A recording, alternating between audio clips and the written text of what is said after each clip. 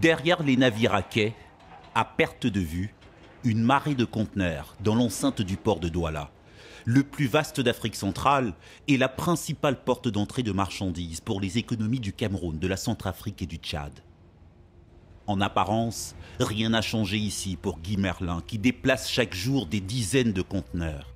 Mais aujourd'hui, il ne travaille plus pour Bolloré, qui a perdu la gestion du terminal le 1er janvier dernier. Les 440 ex-employés du groupe français ont été tous réquisitionnés par l'autorité portuaire, qui a décidé de gérer directement ce terminal. Une renationalisation de facto et un motif de fierté pour Guy Merlin.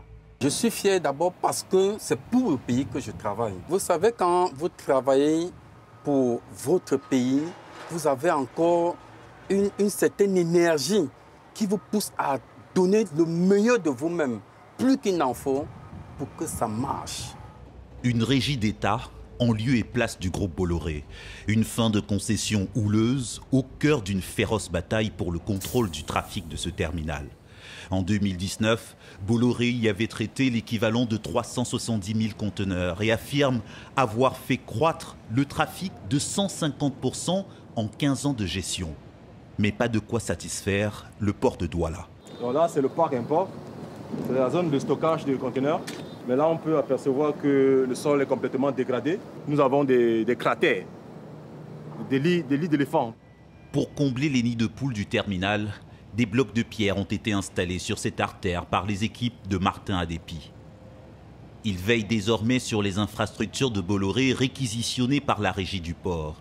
La société française dit y avoir investi plus de 75 millions d'euros depuis 2005. Pas assez pour la direction du port, qui se plaint de la dégradation d'un terminal qu'elle juge sous-exploité. C'est le concessionnaire précédent, c'est-à-dire que c'est l'entreprise qui gérait le terminal conteneur précédemment, qui avait pour devoir de faire l'entretien de ce site. Les engins, lorsqu'ils doivent circuler à ces endroits, ils sont obligés de ralentir. Et c'était un gros risque d'incident. Et ceci a des conséquences énormes en termes de productivité. Et nous reprenons le terminal dans cette situation. Et ceci va générer des gros coûts en termes d'investissement. Depuis 2017, les contentieux financiers se multiplient entre Bolloré et le port, qui s'estime lésé et veut un autre partage de revenus. Le groupe français se voit ainsi réclamer une pénalité de 24 milliards de francs CFA, près de 36 millions d'euros. Un montant contesté par l'opérateur qui a saisi un tribunal arbitral. Entre les deux camps, la guerre est déclarée. Ce qui a été réquisitionné, il y a des grilles mobiles. Dans son bureau, le directeur régional Afrique centrale du groupe fait ses comptes. Il estime son préjudice à 30 millions d'euros après la saisie du patrimoine de Bolloré par le port en fin de concession. Et pour renouveler cette concession, le port n'a pas sélectionné le groupe, écarté de l'appel d'offres final. Une éviction jugée illégale par Bolloré qui a fait condamner le port et annuler l'appel d'offres.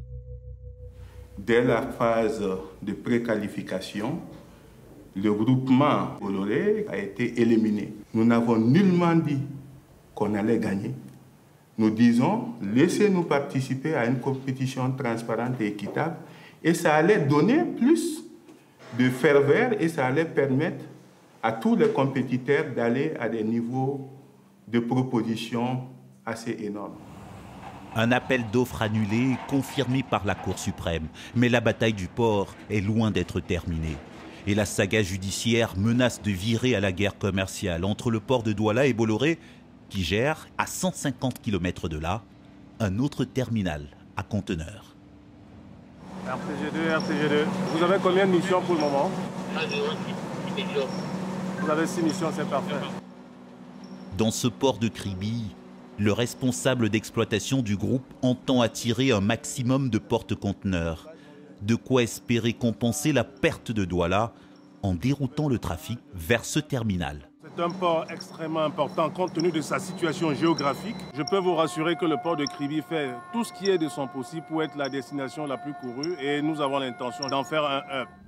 Dans cette bataille portuaire, la multinationale française a sollicité par écrit l'intervention du président camerounais Paul Biya dans une lettre avec mention manuscrite des souvenirs très amicaux de Vincent Bolloré. Malgré cette requête, aucun épilogue n'est encore en vue dans ce bras de fer dans les eaux troubles du golfe de Guinée.